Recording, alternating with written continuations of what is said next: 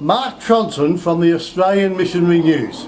I have with me here today former Soccerroo Gerry Gomez. Now, Gerry and I have been good friends over many years. Now, Gerry, can you tell me first of all, what was it like singing the national anthem as a Soccerroo? Oh, Mark, it's unbelievable. It's, I can't tell you enough what it was like to be there, in front of so many people at Melbourne cricket ground, playing against Tottenham, the likes of Adiles and Shadosi and Clemens and Robert, people that you've seen on TV, and to be lining up there with players like John Cosmina and Steve O'Connor and the late Joe Watson, Oscar Crino, players that represented Australia, and for many years we tried to qualify with those players. Just to be there and to hear the anthem, it was just unbelievable experience. Wonderful. Now, you came from Costa Rica, so can you tell us just how you came to Australia? Very long story, My parents been divorced and splitting up. My father decided to come here, and in 1973, and after 2 or 3 years, he got amnesty through Fraser, and we all came here, but one by one. There's now 12 of us here from Costa Rica, 5 brothers and 6 sisters, and we all live in Sydney. We're all very happy, but yeah, it was a great experience. And 5 brothers and 6 sisters. It's a big family. Wonderful family. Yes, yes, it's unbelievable. Now, you also went to Bible College, Morling College in Sydney. Tell us about that experience. Yeah, it all came when I was playing for Marconi in the National League, and through one of your members from SLM, he guided me to go to Morling College, and that's when I became a Christian, when I was playing in the National League in 1987, sorry, and I enjoyed it very much. I was there for 2 years, and I did Old Testament, New Testament, children's ministry, youth ministry, and it's been very good because I've been able to use it now in the things that I do now. Now, you came with us in 1988 to the Seoul Olympics. Yes, I did. Now, how many people confused you with Carl Lewis? Lots of people. Lots of people. Lots of people. Even my current mother-in-law, she thought I was Carl Lewis. She saw me on TV. She still tells me how. But it didn't help the 20 Australians calling me Carl Lewis. No, every time I went shopping in South Korea.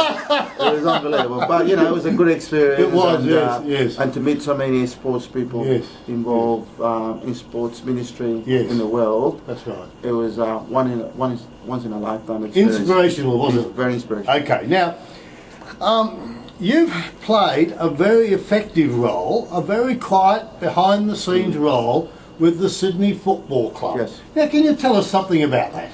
Well, it all started, I had this feeling, one of my ex-friends, Jeff Gunning, who took his life 5 or 6 years ago. His wife left him, and I felt like I wanted to give something back to football within my Christian beliefs, and I thought I could by going to a professional club and knowing how professional players feel, what their needs are. I went there to ask if I could just be around the players and be an advisor and be an ear, be someone that I can encourage them and be there for them. And I went with the attitude of giving service to Sydney FC. I've been there 3 years, and every year is a great experience, but I believe that it's a long road of building relationship with people, and I'm just there. I go there once or twice a week. It's been very But now the new coach is very supportive. The new coach, I've been very lucky because I had people like John Cosmina, who knew me in the national team. He accepted me last year. There was no problem. This year is a new coach from Czechoslovakia, and I've been there, a few times. He's very open. and very positive, and I'm just looking forward to more good things happening in the future. Now, you played in Czechoslovakia, Slovakia, didn't you? Yes, I did. I played there in 1989 before the war came down. It was a great experience. And funny enough, I played against Sparta Prague, and the new coach of Sydney FC is an ex-player of Sparta Prague. So we got lots of things to talk about because we won that day. Now, tell us about, very briefly, how you met Usain Bolt. Last May, I happened to be at Old Trafford. It was Manchester United against Arsenal, and a friend of mine took me over there. And in the dressing room after the game, after Manchester United won the English Premier League, there was this big, tall, black guy standing opposite me, and a friend of mine said to me, "Why don't you take a picture with him?"